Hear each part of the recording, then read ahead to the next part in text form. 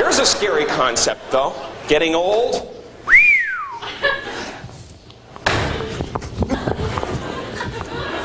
You can't do that. You gotta kiss that stuff goodbye, man.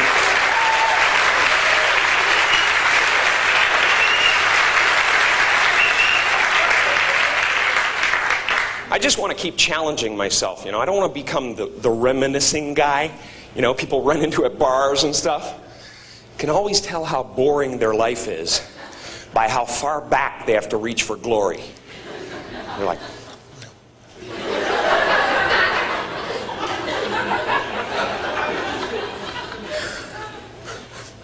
remember.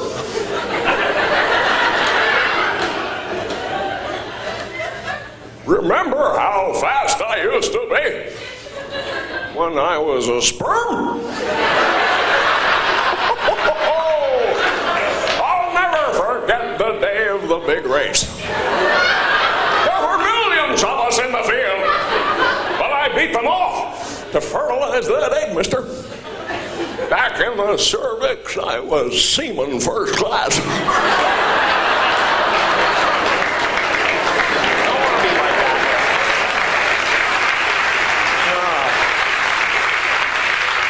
See, for me, Jimmy Stewart is the kind of guy that I'd love to be, man. It's very difficult to be that, though, you know? I mean, he's just kind of up here somewhere. And I love him, man. He's a great example of somebody who's had an incredibly productive life. It seems like no matter what happens, no matter how bad things get, Jimmy Stewart can look at it in a positive way.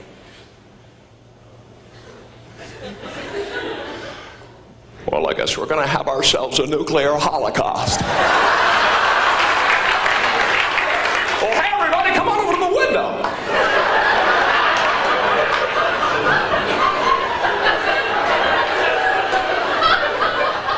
Look at that mushroom cloud.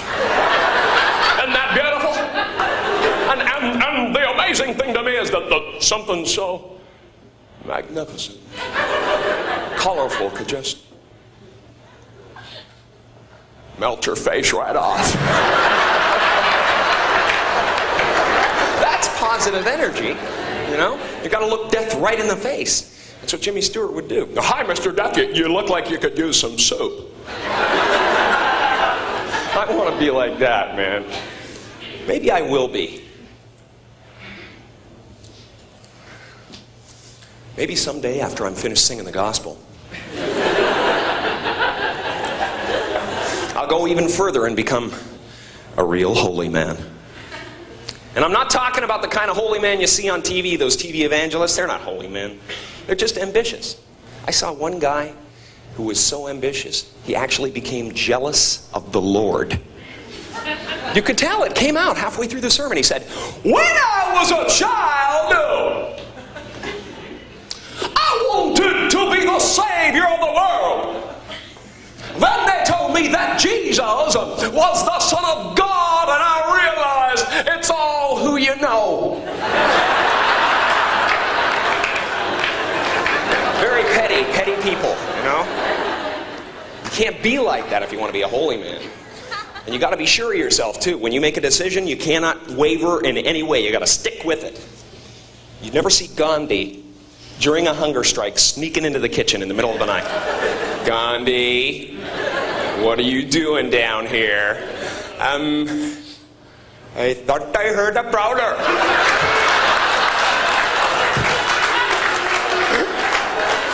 And I was going to hit him over the head with this giant bowl of potato salad. He would never put himself in that position, you know? And you got to control your temper constantly, you know? You cannot fly off the handle at any moment. You got to be right in the center. You know, like Jesus was very composed his whole life. I mean, right up to the end. If that was me, I'd be up there going,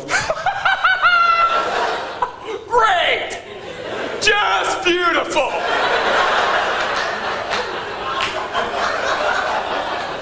You guys are gonna get it.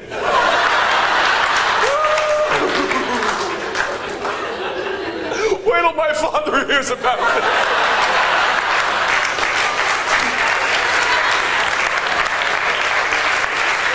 Now be a whole different book, man. Then there are those weird impulses we get constantly, you know? We have to fight them off every day of our lives.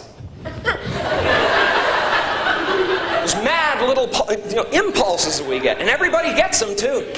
Like you'll be with a friend, it could be your best friend in the whole world, he's standing about 2 feet away talking to you, and you're thinking, my goodness, I could just fire out and hit him right now. He would never expect it. See, madness is never that far away. It's as close as saying yes to the wrong impulse. The people who stay sane are the people who can make those quick decisions. Should I stick my fingers into the fan? Or leave the room right now? Should I run the blade of this razor across my tongue? Or just finish shaving and move away from the sink? Come on, you're right there. You just go, but you don't, because luckily, most of us have that little voice inside our head that says, turning the car into oncoming traffic is counterproductive. Imagine if we didn't have that voice, man. I wouldn't even be here right now. I'd be in the Shark Tank at SeaWorld. He's got my legs! He's got my legs! We'd be apologizing till the end of time. Hi, how are you? Sorry, man. You guys enjoying the show? Wow, excuse me. Jeez. Sorry about that. It just came into my head and I made a decision. I don't know. It's,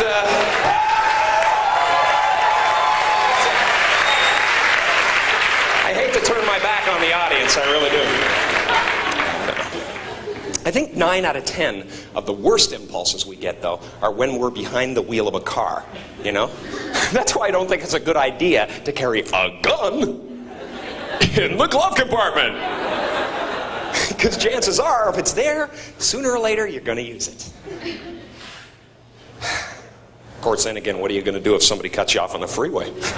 Just let them go? You pretty much have to shoot them, you know? Otherwise, they won't learn nothing.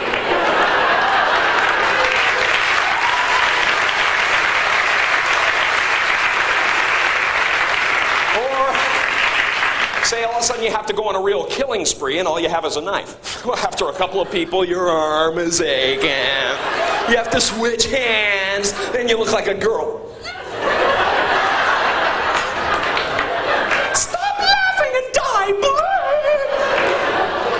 That kind of aggravation, man.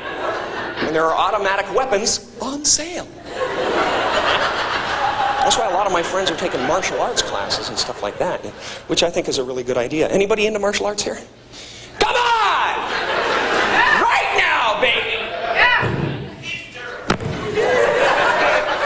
Just try to penetrate the crowd sense.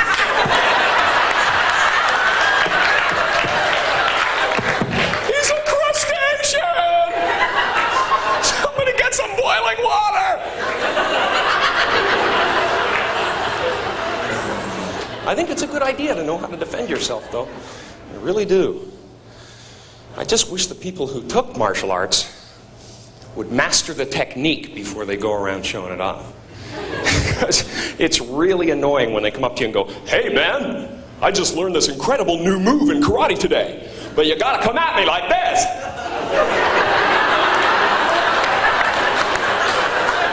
Gee, is there anything I could do to make it easier for you? And maybe I could put my head under the back wheel of your car.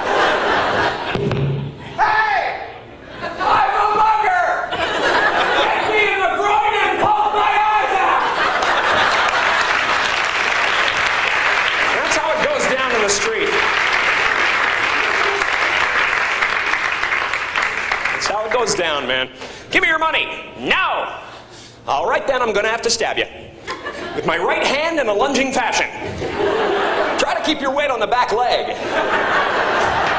What world is this? What wonderful world. Gee, he does it all.